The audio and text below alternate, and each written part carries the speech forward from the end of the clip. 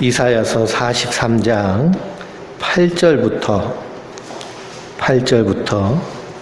20절까지 한 목소리로 같이 읽겠습니다. 이사야서 43장 8절에서 21절입니다. 한 절씩 교독하면서 읽겠습니다.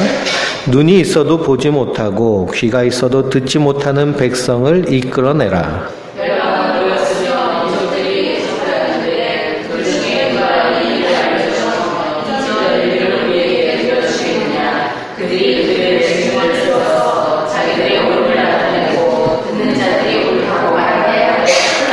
나 여호와가 말하노라. 너희는 나의 증인 나의 종으로 택함을 입었나니 이는 너희가 나를 알고 믿으며 내가 그인 줄 깨닫게 하려 함이라. 나는 전에 지으심을 받은 신이 없었느니라. 나의 후에도 없으리라. 내가 알려주겠으며 구원하였으며 보였고 너희 중에 다른 신이 없었나니 그러므로 너희는 나의 증인이요 나는 하나님이니라. 여호와의 말씀이니라.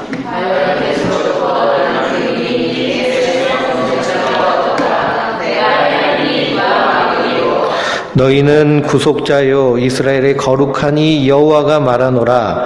너희를 위하여 내가 바벨론에 사람을 보내어 모든 갈대아 사람들에게 자기들의 연락하던 배를 타고 도망하여 내려가게 하리라. 나는 여호와 너희의 거룩하니요 이스라엘의 창조자요 너희의 왕이라. 나 여호와가 이같이 말하노라. 바다 가운데 길을 큰 물 가운데 지름길을 내고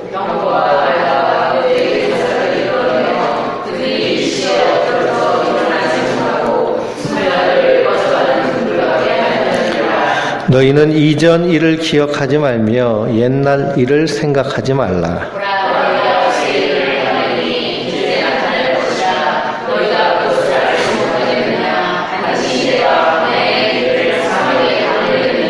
장차 들짐승 곧 숭냥이와 타조도 나를 존경할 것은 내가 광야의 물을 사막의 강물을 내어 내 백성 내가 택한 자에게 마시게 할 것임이라. 이 백성은 내가 나를 위하여 지었나니 나를 찬송하게 하려 함이니라. 아멘. 할렐루야. 주님께서 주시는 은혜와 평강이 우리 성도님들 위해 충만하시기를 주님의 이름으로 축원드립니다. 우리 이사야서 43장을 통해서 함께 은혜를 나누고 있습니다. 오늘 뉴스를 보니까요, 우리 문재인 대통령이 북한을 정상회담을 하기 위해서 방문하여서 그래서 비핵화를 위해서 큰 발걸음을 내딛어서 온 세상이 떠들썩하고 있습니다. 그럴 때일수록 성도는 깨어서 나라와 민족을 위하여 기도하는 우리 성도님들 되시길 부탁드립니다. 대한민국이요, 일제히에서 나라가 위기에 있을 때 그 나라를 위해서 기도하고 독립운동을 하고 그 나라를 위해서 목숨을 바친 사람들이 누구냐? 바로 믿는 성도들입니다. 그리고 선교사들이 그 일을 많이 도와줬습니다. 왜 이런 일을 하느냐 하면 바로 하나님이 우리에게 주신 공동체가 있는데요. 그 첫째가 가정이고 그리고 천국의 공동체의 모형인 교회이고 그리고 하나님께서 나라를 주셨기 때문입니다. 그래서 이스라엘이 하나님의 나라인과 동시에 이사야서를 읽어보면 모든 열방에 있는 나라들을 하나님이 다 관장하시는 것을 보죠. 그래서 그들을 지키시기도 하고 그들을 심판하시기도 합니다. 그래서 이 나라의 운명이 사람의 손에 있는 것처럼 보이지만 하나님이 붙잡고 계시는 줄 믿습니다. 그러면 우리가 이 땅에 태어난 것도 하나님의 뜻 가운데 우리를 부르셨는 줄 믿습니다. 그럼 우리가 저 영원한 하나님 나라를 소망함과 동시에 이 땅에서 하나님 나라를 살아가야죠. 그러기 위해서는 나라가 든든히 서야 되는 줄 믿습니다.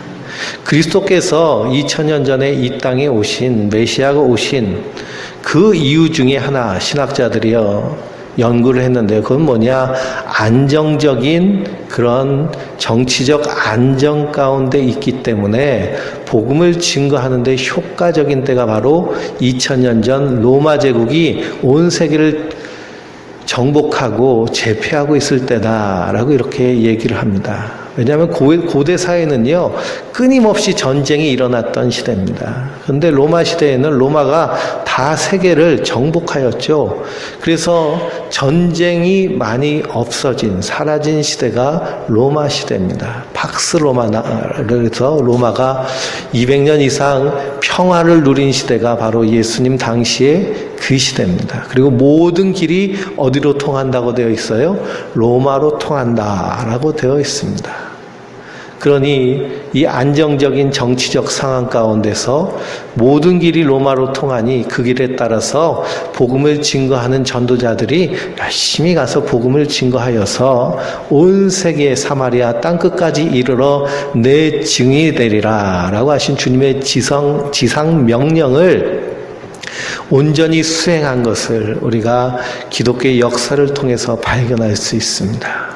이 대한민국도요, 이 땅에 하나님께서 큰 부흥을 주시고 그리고 이 교회들마다 크게 부흥케 하셨는데 무엇이 막혀버렸나요? 길이 막혔죠. 그래서 이 북쪽을 통하여서 러시아, 시베리아를 통해서 이 우랄 산맥을 건너서 유럽으로 가고 저 아시아, 인도와 그리고 저 아라비아 사막까지 갈 수 있는 길이 막혀 있는 것입니다. 그러니 열심히 선교를 해야 되고 열심히 복음을 위해서 수고하고 힘써야 되는데요. 그 길이 막히니 자꾸만 교회가 다른 일을 하려고 그러는 것이죠. 그러므로 이 길이 활짝 열려서 이 길을 통해서 마지막 때에 땅끝까지 이르러 그 사명을 감당하는 하나님의 교회들 되게 하여 주시옵소서 하고 또한 이렇게 기도하는 우리 성도님들 되시길 주님의 이름으로 축원드립니다. 그래서 성도의 사명은 항상 그 복음을 위하여서 힘쓰고 애쓰는 자들입니다. 이사야서 42장에 보면 주의 종에 대해서 말씀하고 있습니다. 내가 붙드는 나의 종, 내 마음에 기뻐하는 자, 곧 내가 택한 이 사람을 보라라고 하시죠.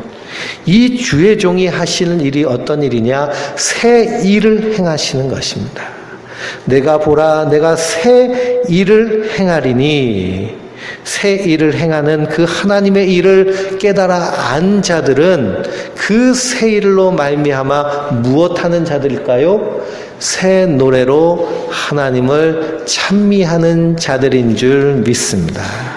그래서 오늘 말씀에도 새 일에 대해서 말씀하고 있죠. 18절 말씀해 보니까 너희는 이전 일을 기억하지 말며 옛날 일을 생각하지 말라. 보라 내가 새 일을 행하리니 이제 나타날 것이다 라고 말씀하십니다. 이 새 일이 일어날 때에 하나님께서 세우신 이 백성, 하나님이 택한 백성, 내가 나를 위하여 지었나니 21절 말씀이죠. 나를 무엇하게 하려고요? 찬송하게 하려 함이니라. 새 노래로 하나님이 하신 새 일을 찬양하게 하시기 위해서 하나님께서 하나님의 백성들을 불러 세우시는 겁니다. 그런데 그 백성들 1차적으로는 이스라엘이죠. 이스라엘 백성들을 불러 세우셨습니다. 그랬더니 이 이스라엘 백성들을 불러 세웠는데 그들의 지금 상태가 어때요? 그들의 상태가요, 맹인입니다. 말 못하는 자입니다. 들어도 듣지 못하고 깨닫지 못하는 자들입니다. 그리고 옥에 갇힌 자들이죠. 옥에 갇혀서요, 꼼짝달싹 못하는 그런 처지에 있는 것이 지금 이스라엘의 상태입니다. 또 그들은 하나님 앞에 범죄하였고 하나님으로부터 등진 자들입니다. 그래서 자기의 몸이 불타오르는데도 깨달아요? 깨닫지 못해요? 깨닫지 못한 것이 지금 하나님이 불러낸 이스라엘의 모습입니다. 그래서 42장 맨 마지막 25절을 보면 하나님이 이스라엘에게 진노를 쏟아부으심에 사방에서 불타오르는데 깨닫지 못하는 것입니다. 몸이 타지만 마음에 두지 아니하는 것이죠. 그러나 하나님은 그런 이스라엘 백성들을 어떻게 하시는 거예요? 새롭게 하셔서 하나님의 일을 감당케 하시는 분이 하나님이신 줄 믿습니다. 그래서 42장과 43장 사이에 들어갈 가장 중요한 단어가 뭐냐? 그러나입니다. 그러나. 그런데 성경을 번역하면서요, 이 개역 개정 성경에서는 이 그러나를 쏙 빼버린 것입니다. 그러니 얼마나 안타까운지요. 의미가 완전히 퇴색돼 버린 것이죠. 그러니 성경책에다 빨간색으로 43장 야고바 앞에 뭐라고 써놔야 돼요? 그러나라고 써놔야 됩니다. 그러나. 그래서 새번역 성경이라든지 공동번역 성경, 그리고 모든 영어 성경 킹 제임스 버전까지도 여기 but now라고 되어 있습니다. 그러나 이걸 빼버린 거예요. 이스라엘 백성들이 이렇게 하나님의 진노로 몸이 불타올라도 그것 마음에 신경 쓰지도 않고 그냥 세상 가운데 이렇게 완전히 갇혀있는 그 모습, 그러나 하나님이 그들을 어떻게 하시는 거예요? 야곱아, 너를 창조하신 여호와께서 지금 말씀하시느니라. 이스라엘아, 너를 지으신 이가 말씀하느니라. 너는 두려워하지 말라. 내가 너를 구속하였고 내가 너를 지명하여 불렀나니 너는 내 것이라 라고 하십니다. 그들을 다시 불러내어서 하나님의 일을 감당하도록 하나님 부르신 줄 믿습니다. 그러면 하나님이 감당케 하시기 위해서 부르신 그 부르심의 일이 무엇인가 오늘 말씀을 통해서 발견할 수 있는데요. 그것은 뭘까요? 그들을 통해서 무슨 사명을 맡겨주신 거예요? 증인의 사명을 맡겨주신 것을 봅니다. 10절 말씀에 나 여호와가 말하노라 너희는 나의 증인 나의 종으로 택함을 입었나니 이는 너희가 나를 알고 믿으며 내가 그인 줄 깨닫게 하려 함이라 라고 말씀하고 있습니다. 그러니 이스라엘 백성들을 증인으로 불러내신 거예요. 무슨 증인으로 불러내실까요? 하나님이 택하신 종을 통해서 이루실 새 일, 그 놀라운 하나님의 구원의 증인으로 부르신 것입니다. 그래서 8절 말씀에 눈이 있어도 보지 못하고 귀가 있어도 듣지 못하는 백성들을 이끌어내라 라고 말씀하고 있습니다. 이스라엘 백성들을 택하신 이유는요, 그 이스라엘 백성들을 제사장 나라 삼기 위해서입니다. 그래서 하나님께서 이 애굽에 430년 동안 종살이하고 있는 이 노예 히브리인들을 불러내셔서 그래서 그들을 하나님의 군대 삼으시죠. 그리고 이 하나님의 군대가 구름기둥과 불기둥의 인도함을 따라서 홍해바다를 건너서 광야길을 건너서 어디에 도착하나요? 시내산에 도착합니다. 시내산에 도착해서 하나님이 그들과 언약을 다시 세우십니다. 언약을 다시 맺으시는데요. 그 언약의 핵심이 무엇이냐 하면 나는 너의 하나님이 되고 너희는 내 백성이 될 것이다 라는 겁니다. 그러면서 너희를 무엇으로 삼으시겠다는 거예요? 제사장 나라 삼으시겠다는 겁니다. 제사장 나라. 제사장이 하는 일이 무엇일까요? 제사장이 하는 일은요, 백성들을 하나님께로 이끌어내는 일을 하는 것이 제사장이 하는 일입니다. 제사장을 통해서 하나님과 인간이 만나게 되는, 거기서 화목해 되는 그런 은혜를 누리게 하는 도구로 쓰임받는 것이 제사장입니다. 그러니까 이스라엘 백성들은 이 지구에 살고 있는 모든 열방들의, 모든 나라와 민족들의 제사장 나라로 삼으신 거예요. 그러면 그들이 제사장의 직분을 감당한다는 것은 무슨 일을 하는 걸까요?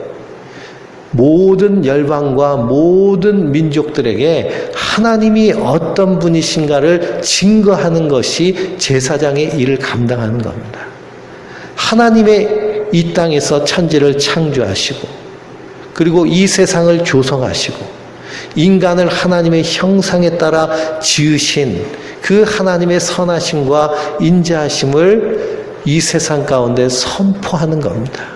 뿐만 아니라 선악과를 따먹은 인간들, 죄로 인하여서 하나님의 피조물인 인생이 하나님 되려고 하는 이 죄에 대하여서 분명히 회개할 것을 세상을 향해서 선포해야 될 것이 제사장에게 맡겨주신 사명인 줄 믿습니다. 근데 이스라엘 백성들은 이 사명에 성공했나요? 실패했나요? 실패했죠. 그 하나님의 창조, 그리고 하나님의 구원뿐만 아니라 하나님의 심판을 세상 가운데 보여야 됨에도 불구하고 그들은 우상 숭배를 하며 또 뿐만 아니라 자기들이 율법을 지키는 선민이라는 사상이 가득하여서 예수님 당시에 이방인들을 무엇으로 여겼어요? 개로 여겼습니다. 그래서 자기는 구원받은 하나님의 백성이고 너희들은 멸망받고 지옥 갈 그런 심판받을 족속들이다 라고 하면서 한마디로 개무시하면서 사는 것이 유대인들입니다. 그러니 이게 제사장이 하는 사명일까요? 아닐까요? 사명은 잃어버리고요. 특권 의식만 가득하여 있는 것이 이 이스라엘의 모습입니다. 교회도 마찬가지고요. 목회자도 마찬가지고 성도도 마찬가지입니다. 하나님 우리를 예수 그리스도의 보배로운 피로 구속하여 주시고 우리를 하나님의 자녀로 하나님의 백성으로 삼으셨습니다. 그러면 삼으신 그 이유가 있잖아요. 그 이유는 뭘까요? 주님의 증인으로서 삼으신 것입니다.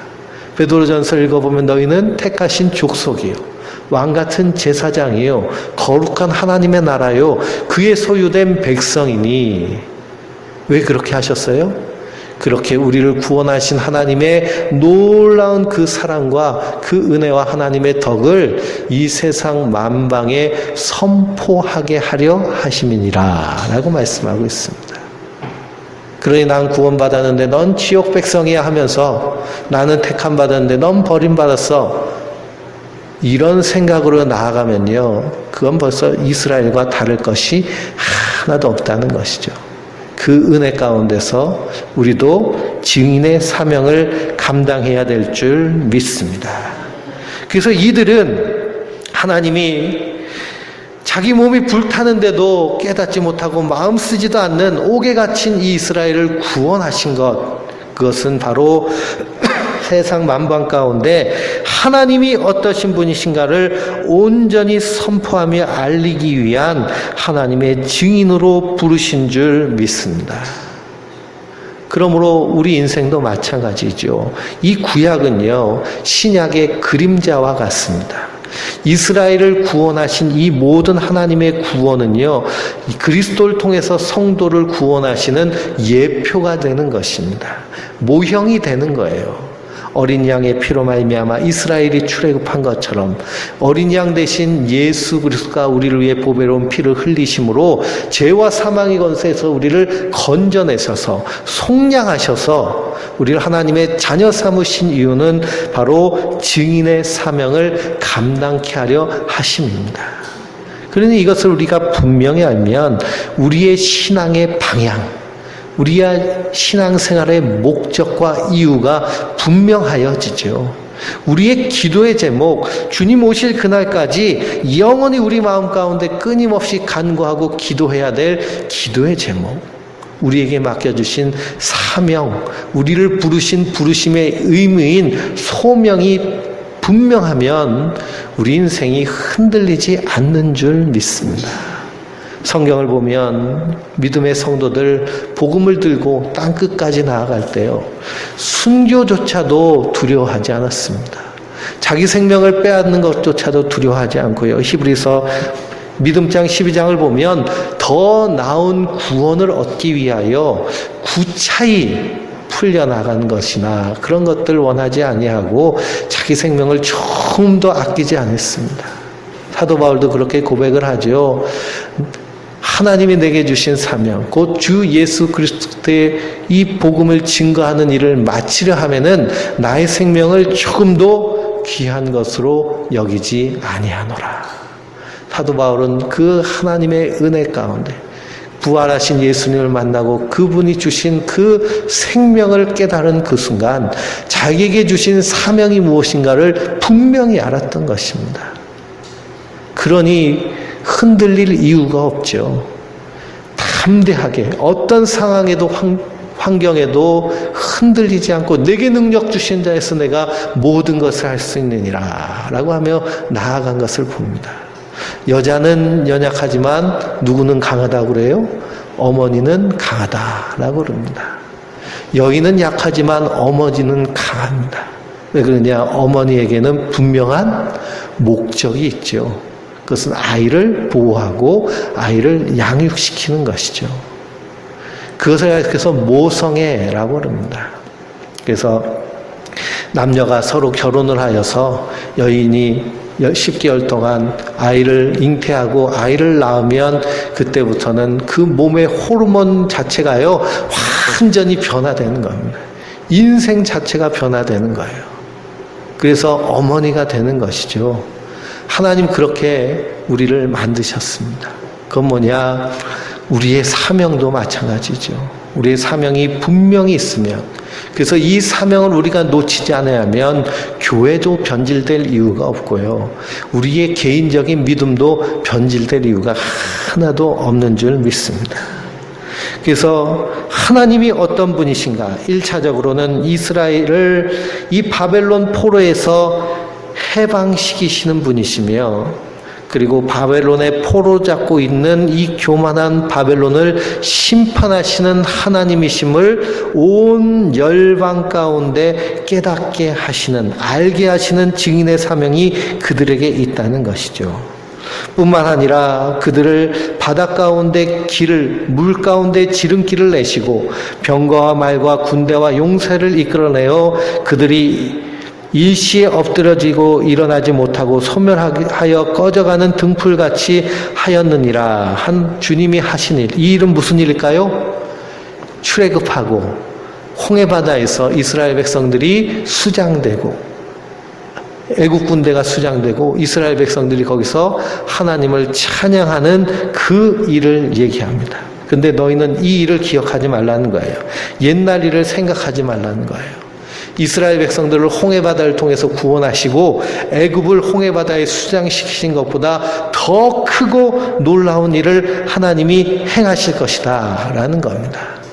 그 모형이요, 바벨론의 포로로 잡혀갔던 마른 뼈와 같은 이스라엘 백성들이 다시 귀환하는 일이고, 이것은 더 크게 확장을 하면 하나님이 사람이 돼서 이 땅에 오셔서 사망 권세 가운데서 죽을 것이 두려워하여 평생 죽음에 종살이 하다가 둘째 사망에 떨어질 인생들을 구원하셔서 하나님의 백성으로 하나님 나라에 이끄실 그 큰 일을 하나님께서 이사야 선지자를 통해서 우리에게 보이신 줄 믿습니다.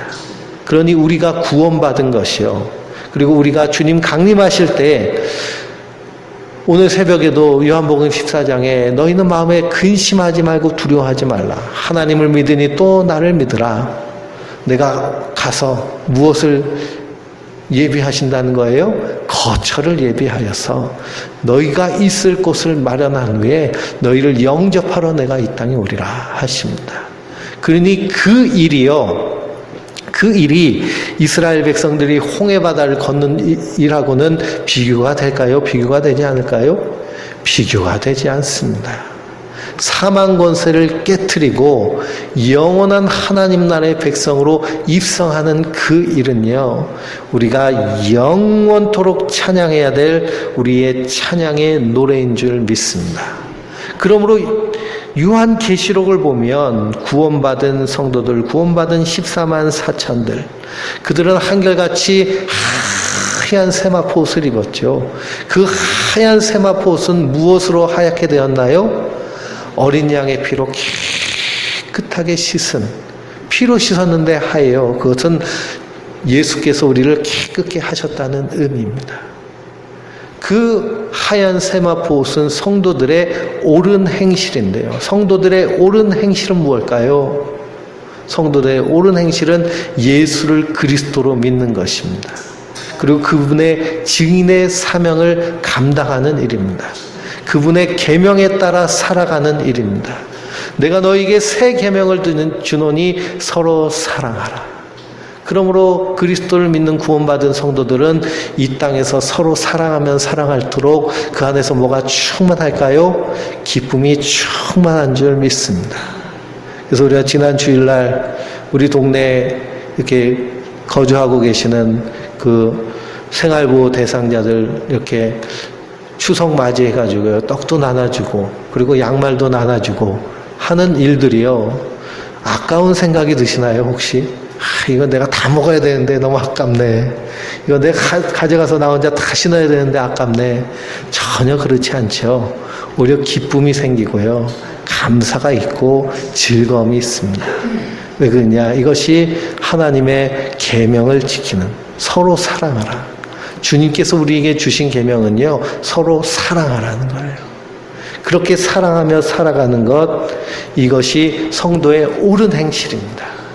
그러므로 구원받은 성도들이 저 하나님 나라에서 하얀 세마포옷을 입고, 그리고 그들이 하는 일이 뭘까요? 하나님을 찬양하는 것입니다. 요한계시록 5장, 14장, 19장에 이 세 번에 걸쳐서 하나님을 찬양하는데요, 큰 우레소리와도 같고 많은 물소리와도 같은 그 우렁찬 소리로 주님을 찬양합니다. 구원하심이 보좌에 계신 어린 양과 우리 하나님께로 있도다.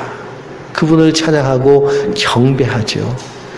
이것이 증인된 성도들, 새 일을 행하실 하나님의 새 일이 무엇인지를 분명히 알고 있는 성도들이 이 땅에서 불러야 될 새 노래인 줄 믿습니다. 그러면 우리가 항상 기억하고 생각해야 될 것은, 우리가 베드로후서를 주일날 함께 나누면서 베드로후서가 항상 기억해야 될 것, 항상 생각해야 될 것, 또 잊어먹지 않기 위해서 또 반복하면서 두 번이나 얘기하고 계속 얘기하는 것은 뭘까요? 주 예수 그리스도의 능력과 그의 강림하심입니다. 그 능력이란 십자가의 능력이죠. 복음의 능력이죠. 그 능력으로 말미암아 우리가 하나님의 백성이 되며 죄와 사망의 권태를 깨트리고 생명으로 승리하게 주님께서 우리를 세우신 것입니다. 그리고 주님께서 다시 오심, 이것은 우리가 잊어서는 안 된다는 거예요. 말세에 조롱하는 자들이 와서 그런 게 어딨냐, 이 땅에서 잘 살고 이 땅에서 번영하고 하나님 믿으면 이 땅에서 먼저 잘 돼야 되지 않냐, 뭐 이런 거예요. 귀담아 들을 필요가 없습니다. 주님이 언제 오실지 그것을 기다리며 나의 삶의 그 자리에서 충성되이 주의를 감당하고 열심히 수고하여서 하나님의 영광을 드러내려고 힘쓰고 애쓰는 모습을 통해서 하나님 기뻐하시는 줄 믿습니다. 그런데 22절 말씀해 보니까요, 뭐가 나와요? 그러나가 나옵니다. 그러나. 우리 22절부터 44장 8절까지 읽겠습니다. 22절부터 44장 8절 한 절씩 교독하면서 읽겠습니다. 그러나 야곱아, 너는 나를 부르지 아니하였고 이스라엘아, 너는 나를 괴롭게 여겼으며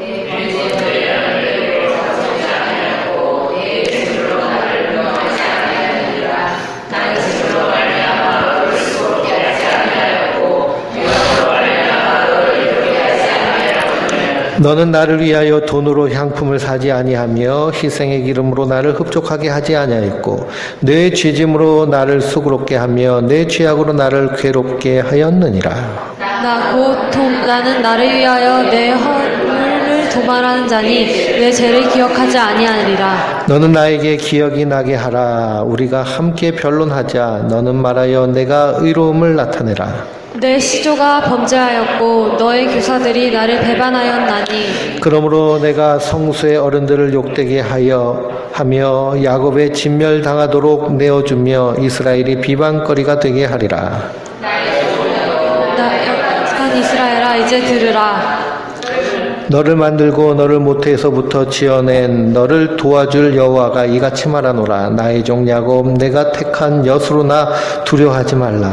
나는 목마른 자에게 물을 주며 마른 땅에 시내가 흐르게 하며 나의 영을 내 자손에게 나의 복을 내 후손에게 부어주리니 그들이 풀 가운데서 솟아나기를 시냇가에 버들같이 할 것이라. 한 사람은 이르기를 나는 여호와께 속하였다 할 것이며 또 한 사람은 야곱의 이름으로 자기를 부를 것이며 또 다른 사람은 자기가 여호와께 속하였음을 그의 손으로 기록하고 이스라엘의 이름으로 존귀히 여김을 받으리라. 이스라엘의 왕인 여호와 이스라엘의 구원자인 만군의 여호와가 이같이 말하노라. 나는 처음이요 나는 마지막이라. 나 외에 다른 신이 없느니라. 내가 영원한 백성을 세운 이후로 나처럼 외치며 알리며 나에게 설명할 자가 누구냐? 있거든 될 일과 장차 올 일을 그들에게 알릴지어다. 너희는 두려워하지 말며 겁내지 말라. 내가 예로부터 너희에게 듣게 하지 아니하였느냐? 알리지 아니하였느냐? 너희는 나의 증인이라. 나 외에 신이 있겠느냐? 과연 반석은 없나니 다른 신이 있음을 내가 알지 못하노라. 아멘. 하나님이 이렇게 하나님의 증인으로 그들을 부르셔서 하나님의 일을 알게 하시고 하나님의 새 일을 새 노래로 찬양하게 하도록 그들을 부르셨는데 그들은 어떻다는 거예요? 하나님을 예배하기도 않고 경배하지도 않고 노래하지도 않았다라는 겁니다. 그래서 그들의 죄악 때문에 하나님 괴로우시고 그들의 죄짐으로 하나님 수고로우십니다. 그러나 하나님은 어떤 분이세요? 25절 말씀에 나곧 나는 나를 위하여 내 허물을 도말하는 자니 내 죄를 기억하지 아니하리라. 이것이 하나님의 은혜인 줄 믿습니다. 우리가 하나님을 섬기다 하지만 우리가 섬기는 섬김이요 어떻게 온전히 하나님을 섬기겠습니까? 인간의 하는 일이 그렇습니다. 우리가 충성되이 일한다고 충성되는 것이요 때로는 오히려 역효과가 나는 경우가 많습니다. 베토벤의 그 교향곡 가운데요 어떤 교향곡은 나팔수가 회중 가운데 이렇게 앉아 있다가요 나팔을 빠바방 부는 그런 교향곡이 있습니다. 그럼 주의자가 확 주의를 하다가요 탁 표시를 하면 나팔수가 회중 가운데 번쩍 일어나서 빠바방 하고 나팔을 불거든요. 그러면 그게 아주 그냥 큰 감동을 주기 때문에 베토벤이 그렇게 교향곡을 지었어요. 그래서 그 교향곡을 이제 유명한 주의자가 연주를 합니다. 근데 그 연주회장을 경비하는 경비원이요 잘 보니까 어떤 이상한 녀석이 나팔을 불고 회중 가운데 있는 거예요. 열심히 이렇게 연주를 하고 있는데 만약 거기서 엉뚱한 나팔 소리가 뿡뿡 나면 그러면 이 교회 연주회가 완전히 망칠 것 같으니까 이 경비원이 잽싸게 뛰어가가지고 어떻게 했어요? 그 사람을 탁 붙잡았습니다. 이 경비원은 자기의 뭐를 다 한 거예요? 사명을 다 한 겁니다. 근데 그 음악회는 어떻게 했을까요? 나팔수가 침묵해서요. 그래서 완전히 실패한 그런 음악회가 돼버린 걸 봅니다. 그러니 이스라엘 백성들 하나님 그렇게 부르셔도 예배하지도 않고 찬양하지도 않고 노래하지도 않고 증인의 사명을 감당하지도 않죠. 지금 우리 한국교회의 모습은 어떨까요? 정말 증인의 사명을 감당하고 있는가? 새 노래를 부르고 있는가?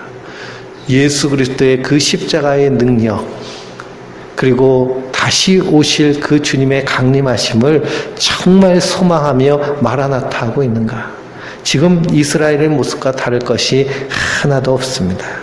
근데 하나님은 어떤 분이시라는 거예요? 하나님은 나를 위해서 너의 허물을 도말하시는 자라는 거예요. 내 죄를 기억하지 아니하시는 분이시라는 거예요. 그러니 하나님이 다 잊어버리시니까 내 죄를 나에게 기억나게 해보라 라고 하는 겁니다. 그 하나님이 기억하실까요? 기억하지 않으실까요? 기억하지 않으실 정도로 그 죄를 완전히 잊으시겠다는 거예요. 그렇게 하시기 위해서 하나님은 어떻게 하셨어요? 하나님이 사람이 돼서 이 땅에 오신 분 그리스도께서 우리 죄와 허물을 대신 지시고 십자가에 달려 죽으셨습니다. 그러니 예수 그리스도의 보배로운 피로 깨끗하게 씻음받은 성도들, 그가 주님 앞에 나서 하나님 나 이런 죄 있어요, 이런 죄도 있어요. 우리가 얘기하지 않을지라도 마귀는 어떤 자일까요? 참수하는 자입니다. 참수하는 자가 이 사람은 이런 죄인, 이 사람은 저런 죄인입니다 하고 검사의 역할을 할 때 하나님은 어떻게 하시는 거예요? 기억이 안 나. 그런 적이 없어. 다 씻었어. 뭘로요? 어린 양의 피로 깨끗하게 씻음받. 그러니까 주님께서 이스라엘을 향해서 뭐라고 말씀하시는 거예요? 두려워하지 말라라는 겁니다. 두려워하지 말라. 우리가 이 세상 인생길을 살다 보면 연약한 죄인이기 때문에, 여전히 죄성과 연약성이 있기 때문에 구원받은 하나님의 백성이라도 우리가 무엇을 할까요? 실수를 합니다. 죄를 짓기도 하고요. 잘못하기도 합니다. 그러나 우리가 하나님 앞에 다시 하나님의 은혜 앞에 서서 회개하며 겸비할 때 하나님 다시 우리를 깨끗하게 하여 주시는 줄 믿습니다. 그러므로 하나님께서 우리에게 두려워하지 말라라는 겁니다. 내가 너의 하나님이시라는 거예요. 네가 착하고 예뻐서 구원한 것이 아니고 나를 위해서 너를 구원했다. 왜냐, 우리가 무엇이기 때문에 하나님의 증인이며 택하신 백성이며 왕같은 제사장으로 어린 양의 피로 구속받은 성도이기 때문에 그런 줄 믿습니다. 이것이 하나님의 구원의 노래이고 하나님의 구원의 은혜입니다. 그러니 이것을 우리가 온전히 깨달으면 우리 입에서 뭐가 나오는 거예요? 찬양이 나오는 겁니다. 기쁨이 있는 겁니다. 감사가 있는 겁니다. 그래서 초상집에 가면 사람들은 다 곡하지만 노래하는 사람들이 있죠. 그 사람이 누구예요? 구원받은 성도인들 믿습니다. 왜 그러냐? 그날이 바로 하나님 나라와 가장 가까워지는 그날이기 때문입니다. 그래서 사도 바울은 내 겉사람은 후패하나 내 속은 날로 새롭도다. 겉사람이 후패한다는 게 뭐예요? 점점 늙어간다는 것이죠. 연로해 간다는 것입니다. 사람이요, 이렇게 늙어가면 몸도 제대로 안 움직이고 그래서 마음이 참 초라해지고 이렇게 짜부러 붙죠. 그런데 사도 바울은 어떻다는 건 내 안에서는 막 새롭다는 거예요. 왜요? 주님 배울 날이 날로 다가오기 때문입니다. 그러므로 이런 소망을 가지고 주님께서 이스라엘을 이렇게 부르신 것은 내가 그리스도를 통해서 너를 이렇게 구원했다는 것을 선지자를 통해서 미리 우리에게 보여주신 줄 믿습니다. 이 큰 은혜가 우리 가운데 있음을 깨달으시고 그 은혜와 사랑 가운데서 담대하게, 두려워하지 말고 강하고 담대하게 증인의 사명을 담대히 감당함으로 말미암아 주님 만나는 그날 착하고 충성된 종아, 착하고 충성된 종아, 그렇게 주님의 그런 아름다운 환대 가운데서 기쁨과 감사가 충만한 하나님의 사람들 되시길 주님의 이름으로 축원드립니다.